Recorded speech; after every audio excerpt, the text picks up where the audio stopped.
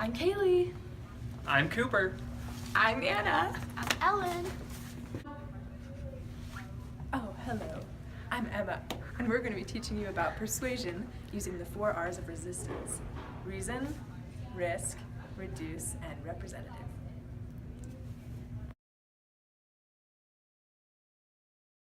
Okay, another R is reason, so it needs to be a logic and emotion when you try to persuade someone. Perfect. Okay. Alright, so we're wondering what would persuade you to take action, to do something? Are there reasons that If I believe in something strongly enough, I would take action for something. If someone's morals, I guess, your morals are being violated, like it strikes your morals or Okay, there's money values, involved, yeah, for sure. like that. or even are there things that persuade you to buy something or go somewhere new? Is it I'm a free? sucker for advertisement. If it looks good, looks pretty, I'm like, oh yeah, I need that. Why not? Like Facebook, stuff like that. A lot of the stuff I learned about what's happening right now comes from Facebook. Yeah? That's perfect. Awesome. So starting, yeah. If someone wanted you to come to a meeting that they were having to give you information, would you go if they're come to this hour-long meeting and that's all they said? Or if they're hey, we have pizza, come to this meeting, would you be more likely to go? If they're Depends on what it is. Like if it's a meeting for school, the pizza helps. But if it's like a meeting for a humanitarian thing, then the pizza maybe isn't the most important part. right, hopefully you'd go without the pizza too. Okay, Yeah. awesome. Well, perfect. That's great. Yeah, bringing attention to something. Incentives? Yeah. So it'd be advertisement or Yeah, or handing out flyers. cutting out flyers. Even though they're really actually pretty effective. There are specific reasons you guys can think about that would persuade you to take action. Different reasons to persuade you, like money, caring about someone, advertisement. What would be your reason for doing something? That's a hard question. All those sound like good reasons to do something. All the reasons I just gave. Yes. Perfect. Regarding persuasion, we're wondering what persuades people to do things. So for you, if someone's trying to get you to do something, what persuades you? What kind of incentives help you to do things? Definitely, I do like a physical thing. I guess there's certain things, money's always good. Yeah. If somebody offered me money to do something, I wouldn't go over my values, of course. I think, for some people, it definitely, I would do this for money, but for me, it's not, that big of a deal. But I think if there's anything that would persuade me, it usually something physical, food, money, especially something I need. Food is always good. Those are good reasons. But I think more than anything, it's just more the physical, rewards of doing something, as long as it doesn't cross my values, because that's still, more important. It's not that important to, go do something. Yeah, that makes sense. Those are good reasons too. Thank you. So some people are very logic, some people are very emotional. So when we try to persuade them, you want to resonate what's important for them, so that they would be persuade the topic. So what we concluded, also we're at BYU, is that people care about their beliefs and they believe in doing good things from what we saw, but also free things are really big. Physical money or food really, really help. Another one of the R's is risk, where you address the risk associated when you're trying to persuade someone to persuade them more, such as when a company says, yes, we are more expensive, but it's because we're better. They address the risk so that consumers feel more comfortable with buying their product, even when they're spending more money. I don't know. That's $90. It's I have $40. Oh man. That's a hard decision. This is really good. But let me help you here. So I know that you're worrying about the risk of spending an additional $50, but this is Nike. Nike is better than JanSport. You see, Nike, feel the sleeve, much better material. This is gonna wear out really soon. And so you're worried about the price, but this is gonna be better for the long run. Are you persuaded? I'm gonna buy Nike just because it lasts longer. So, yeah. You gonna buy the Nike? Yeah. All right, persuaded. One of the R's for resistance stands for resource, and we decided to do some experiments to see how reducing the amount that people would have to do would affect their answer.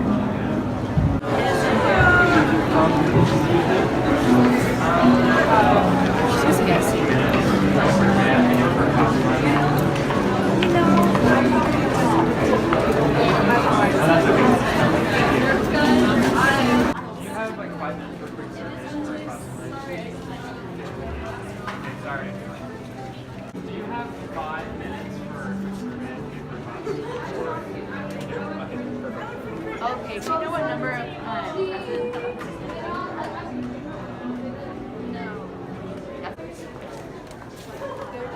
Excuse me. I need people to take a survey for me. Do you have like an hour? I don't have an hour. Would you be willing to do a quick 5-minute survey then? I can do 5-minute one. Okay. So I need to have people take a survey in my class. Do you have like 45 minutes? Do you have like a 5 minutes for like a quick survey? Okay. Do you know what? We have an awesome example of someone wanting good reasons to take one of our surveys. Do you have like an hour? Yeah. Do you have an hour? It's a joke. He's trying to see that we're like, no way, you kidding me? See, but we do. It all depends on the incentive. you help us with our project. Right, but see, like I'm a business major and Filming it. like there's return on It's investment. Utah BYU's care week, so you're caring about your fellow students. Caring about my fellow students. Do I care about my fellow students? Do you care about your fellow students? I do care about you. I care about her.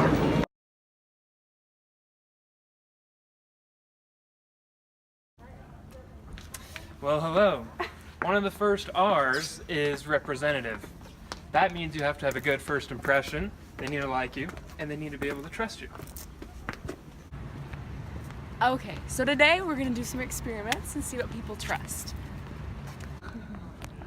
Okay, so for our experiment, we're gonna see how guys versus girls handle this. Different Gender situations. experiment. Gender experiment.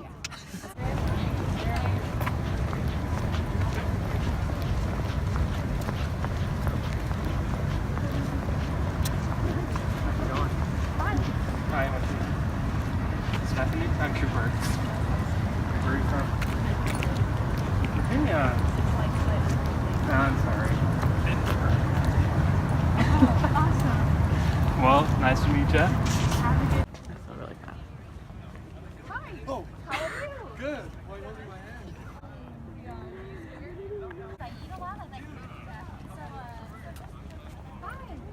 How's it going?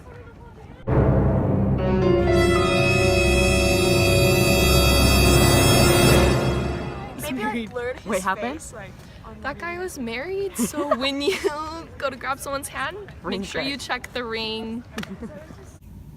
Another aspect of representative is your appearance, how you dress, and if you're approachable or not, just based on how you dressed.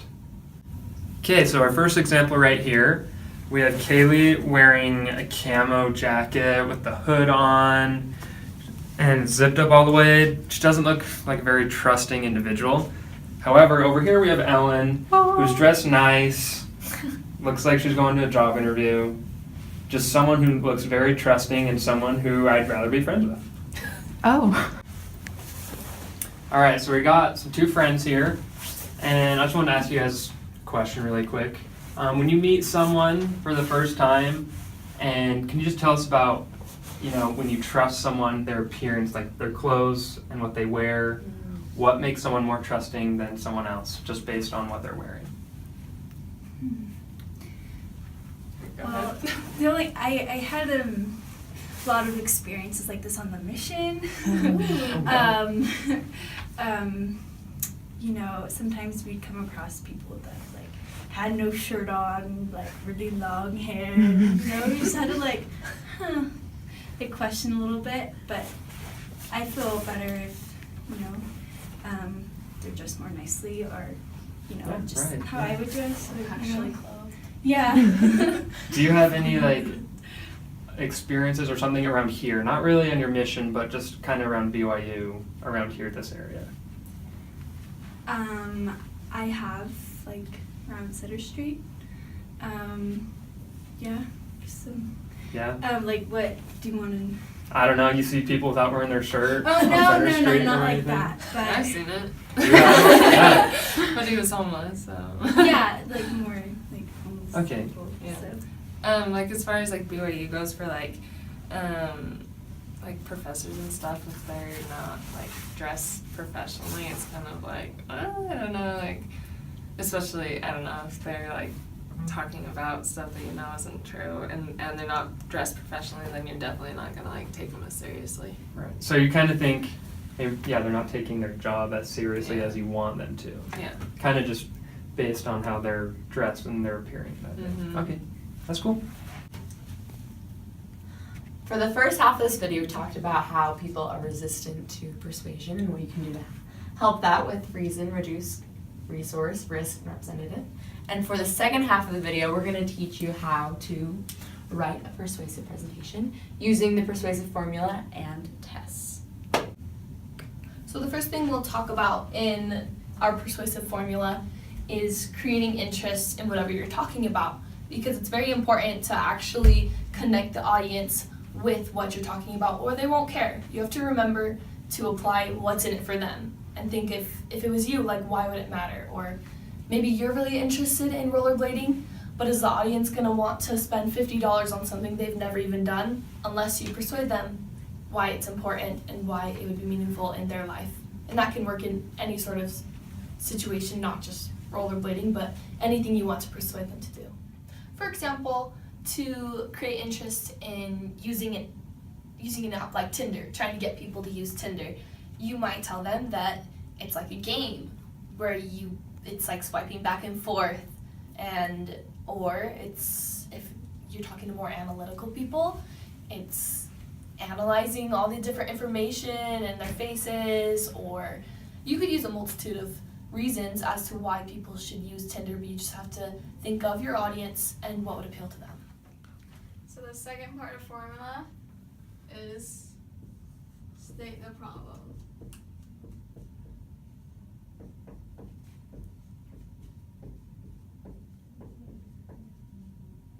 So this is kind of like introducing the problem of the topics. It's kind of your thesis, your main point of why you're giving this presentation. So back to our Tinder app. So most people will find the app very creepy because people thought it's not real, because you might run into people who are creepers.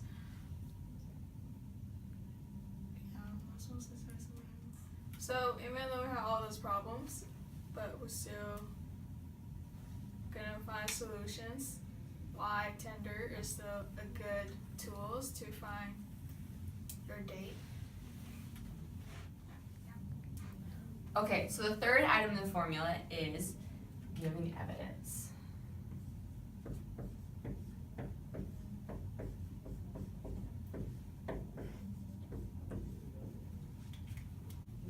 You should give evidence because it appeals to the more logical side of people's brains.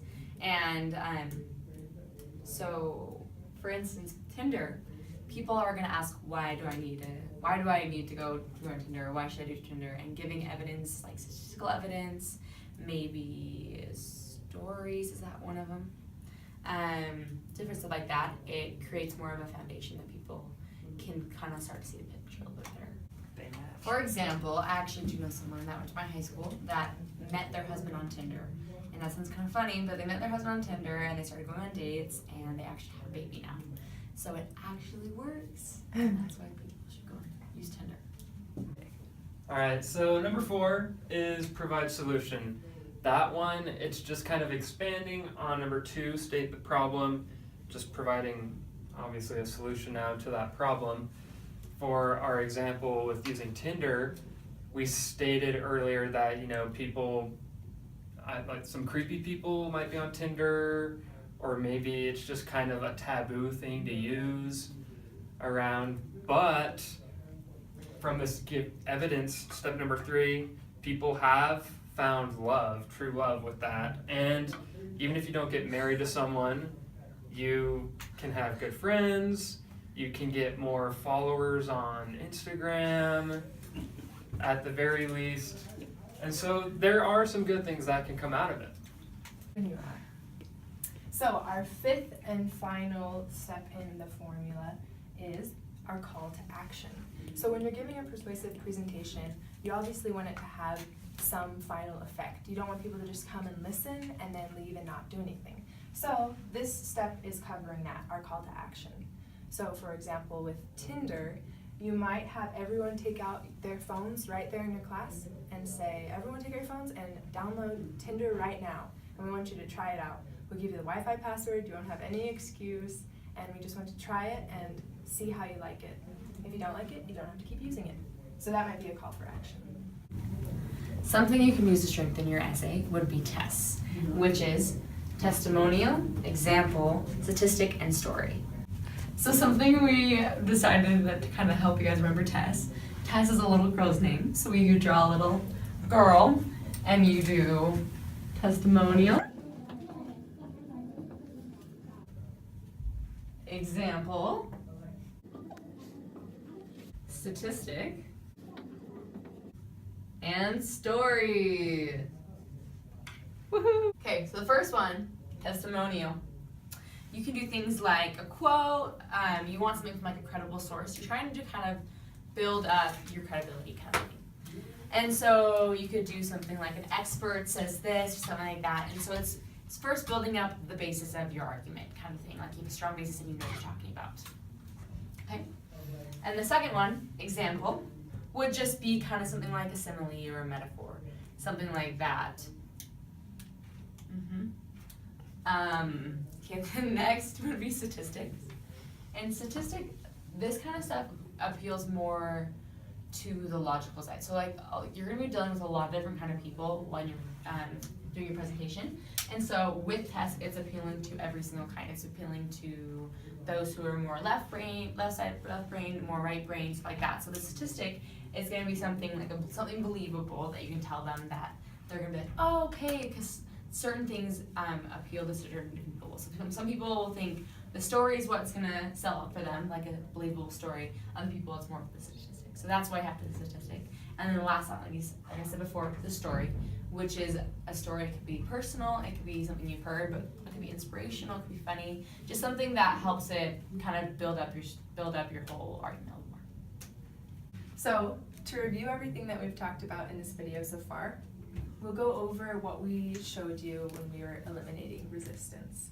So we first talked about giving reasons to help persuade people, and this was where we went and talked to people in the Wilk and asked them what reasons would persuade them to do things, just to kind of give you a better idea of what people are interested in and persuaded by, and what can emotionally appeal to different people. The next thing was putting things into perspective, or reducing, and that was when Anna and Cooper were asking people if they would take a survey, and they first asked if they would take a really long survey, and then we wanted to show you guys that if you reduce it by saying, well, what if it's just 2 minutes long? Then there's a change in people. They have things put into perspective and realize that they can give that much time, or they can make a change in their life and it won't be extremely difficult for them. The next thing that we talked about was addressing risks.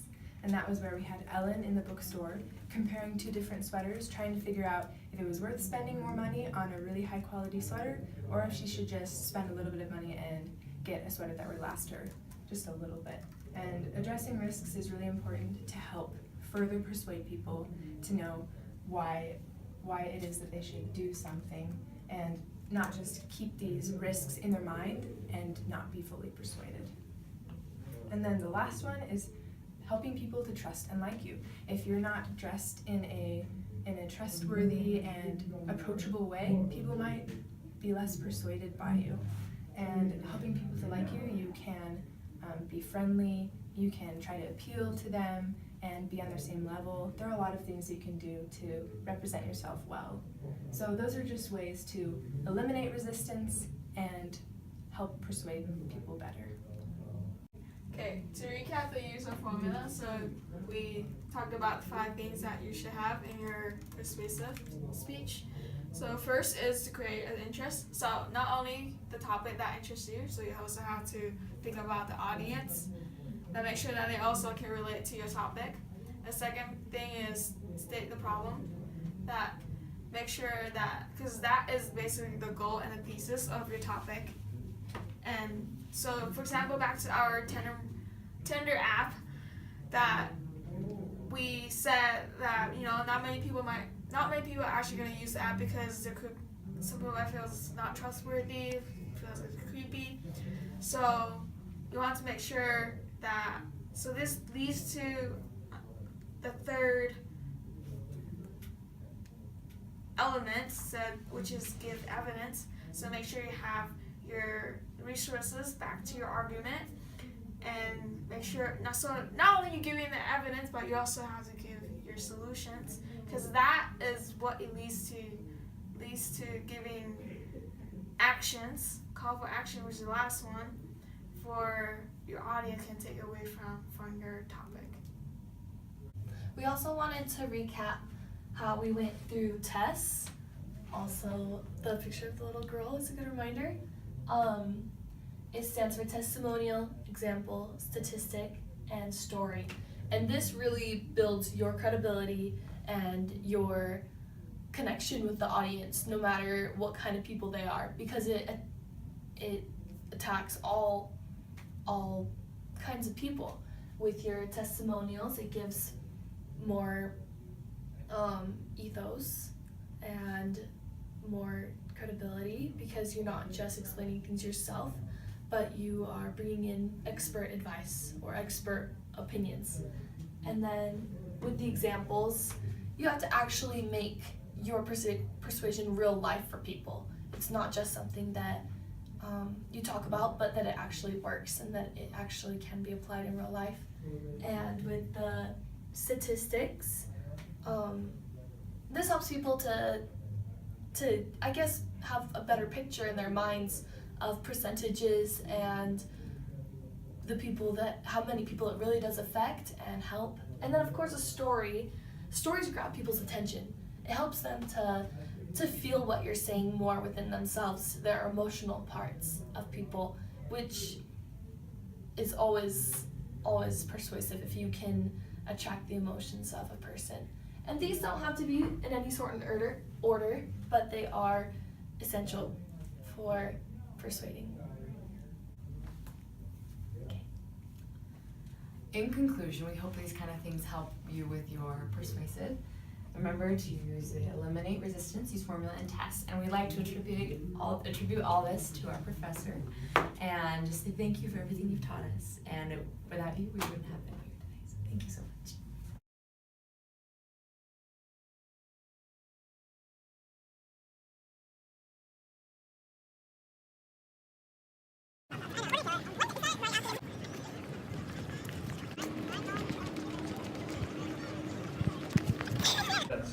And then after you finish saying, you zoom in to the basketball. Yeah, because it can be funny. That would be funny. Let's separate clip. Hey, yo, baby.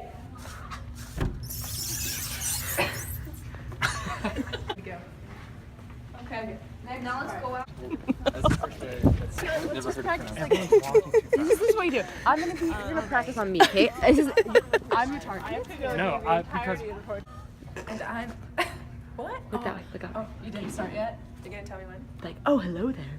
No, I can't do that. Please do it. Please do it. Okay, go. I videoed it just so we have all the footage. That was actually really cute. But Cooper's face.